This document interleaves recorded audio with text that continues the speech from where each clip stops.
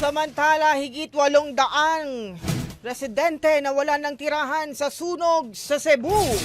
Brigada Aires sa 12 depositaryo. Ibrigada mo! Brigada Live Report.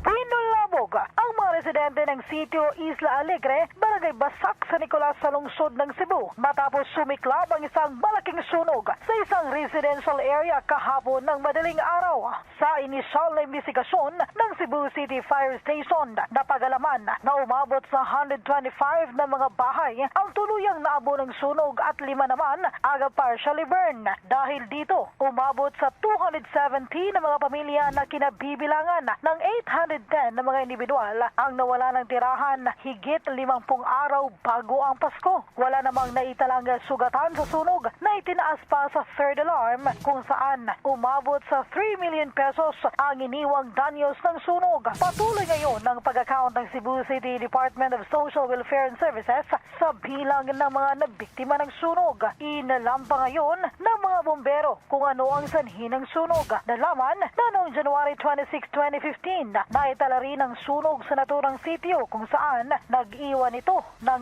400 individual na nawalan ng tirahan.